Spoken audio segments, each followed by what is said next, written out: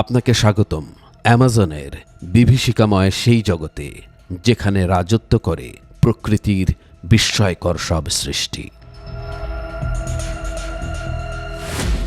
আজ আমরা দেখব প্রকৃতির জীবন্ত ব্যাটারিকে, যার ক্ষমতার কাছে বড় বড় প্রাণী, এমনকি মানুষও অসহায়। এই রহস্যময় প্রাণীর নাম ইলফিশ।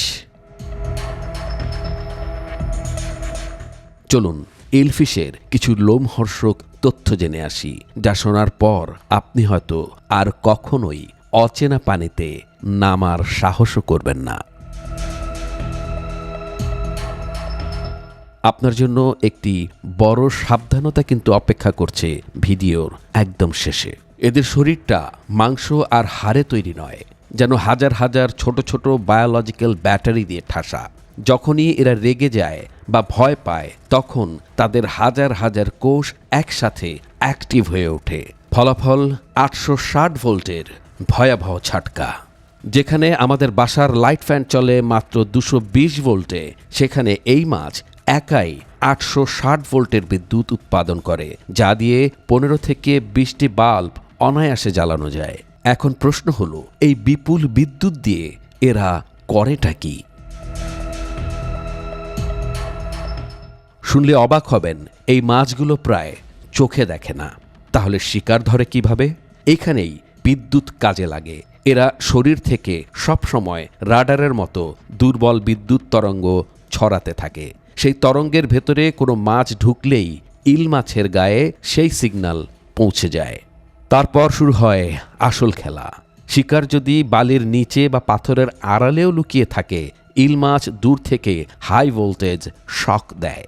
এতে শিকারের শরীর কাঁপতে শুরু করে, আর সেই কম্পন টের পেয়েই ইল মাছ বুঝতে পারে ডিনার রেডি। শিকারকে স্পর্শ না করেই তাকে অবশ করে ফেলার এই ক্ষমতা পৃথিবীতে আর কোনো প্রাণীর নেই। প্রায় 200 বছর আগে বিখ্যাত বিজ্ঞানী আলেকজান্ডার ফন হামবোল্ট দাবি করেছিলেন যে ইল মাছ পানি থেকে লাফিয়ে ঘোড়াকে আক্রমণ করেছে। দীর্ঘদিন মানুষ এটাকে গুজব ভেবেছিল, কিন্তু 2016 সালে প্রমাণিত হয়েছে যে ঘটনা সত্য। এরা এত কারেন্ট তৈরি করে, কিন্তু নিজেরা কেন শক খায় না? প্রকৃতি বড়ই অদ্ভুত। এদের শরীরের চামড়ার নিচে চর্বির এমন একটা মোটা আস্তরণ আছে, যা ইনসুলেটর বা সেফটি কাভারের কাজ করে। অর্থাৎ এরা নিজের তৈরি মরণ ফাঁদ থেকে জন্মগতভাবেই সুরক্ষিত। তবে সাবধান, যদি ডাঙায় কোনো মৃত ইলেকট্রিক ইল পড়ে থাকতে দেখেন, ভুলেও হাত দেবেন না, কারণ মৃত্যুর পরও প্রায় 8 থেকে 9 ঘন্টা পর্যন্ত এদের শরীরে রাসায়নিক প্রক্রিয়া চলতে থাকে। অর্থাৎ একটি মরা মাছও আপনাকে 860 ভোল্টের শক দিতে পারে। ইলেকট্রিক ইল আমাদের চোখে আঙুল দিয়ে দেখিয়ে দেয় আমরা প্রকৃতির সম্পর্কে কত কম জানি। বিজ্ঞানীরা এখন এদের কোষের গঠন নকল করে এমন বায়ো ব্যাটারি বানানোর চেষ্টা করছেন, যা ভবিষ্যতে হয়তো আমাদের শরীরের ভেতর পেসমেকার বা অন্য যন্ত্র চালাতে সাহায্য করবে।